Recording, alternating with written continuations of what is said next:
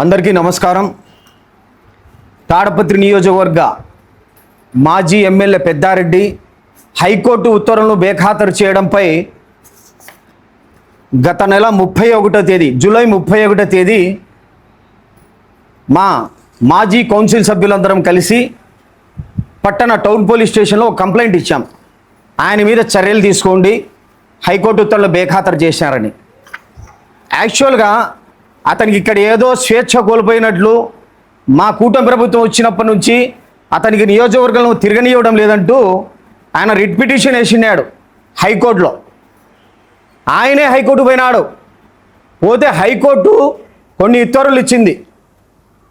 నువ్వు తిరగచ్చు నాయనా, కానీ నీ చరిత్ర బాగలేదు, నువ్వు అంతా ఫ్యాక్షనిస్టు కాబట్టి నువ్వు తిరగచ్చు, కానీ కొన్ని నిబంధనల లోబడి నువ్వు తిరగచ్చని హైకోర్టు ఉత్తర్వులు ఇచ్చింది. దానిలో ముఖ్యంగా ఆయన ఏమైనా మీటింగ్ పెట్టాలనుకున్నా, ఆయన ఎక్కడైనా మంది మార్పులతో పోవాలన్నా, వాళ్ళ ఇంట్లో ఏమైనా సమావేశం పెట్టుకోవాలన్నా 24 గంటల ముందే పోలీసు శాఖ వారికి తెలియజేసి వారి పర్మిషన్ తీసుకున్న తర్వాతనే నువ్వు ఏదైనా మీటింగ్ కానీ ఏదైనా చిన్న కార్యక్రమాలు చేపెట్టుకోవచ్చు పార్టీకి సంబంధించిన అనేది ఉత్తర్వుల్లో బాగా రాసి ఉంది హైకోర్టు ఉత్తర్వులో. ఇంకోది కూడా, నీకు మాట్లాడే స్వేచ్ఛ ఉంది కానీ రెచ్చగొట్టే స్వేచ్ఛ లేదు. రెచ్చగొట్టే ధోరణి ప్రకారం మాట్లాడినా కూడా తప్పే, అట్లా మాట్లాడకూడదు అని కూడా హైకోర్టు ఉత్తర్వులు ఇచ్చింది. కానీ నువ్వు ఏడ చేస్తున్నాడు? ఏం మైకు పెట్టినా మా కార్యకర్తలకు కానీ మా నాయకులు కానీ రెచ్చగొట్టే విధంగా మాట్లాడడం ఇవన్నీ చేస్తారు. పోలీసులు మాత్రం వాళ్ళకు నిమ్మకు నీరెత్తినట్లు చూసి చూన్నట్లు ఉంటారనేది మా కంప్లైంట్. అందుకే జూలై 31వ తేదీ మేము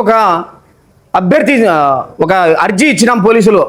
సార్, మీరు ఆగస్టు 5వ తేదీ లోపల మాజీ ఎమ్మెల్యే పెద్దారెడ్డి మీద చర్యలు తీసుకోండి, లేని పక్షంలో ఆగస్టు 6వ తేదీన మేము వచ్చి పోలీస్ స్టేషన్ ముందర శాంతియుత ధర్నా చేస్తామని ముందే మేము మీ దృష్టికి తీసుకొచ్చాము. ఈరోజు ఆగస్టు 5, ఇంతవరకు అతని మీద ఎటువంటి చర్యలు తీసుకోలేదు. కాబట్టి మేమంతా మాజీ కౌన్సిల్ సభ్యులు మరియు పెద్దారెడ్డి అనుచరుల చేత బాధించబడ్డ బాధితులమంతా రేపు ఉదయాన 10 గంటలకు పోలీస్ స్టేషన్ ముందర వచ్చి శాంతియుత ధర్నా చేయబోతున్నాం. సార్, దయచేసి మీరు మాకు సహకరించండి.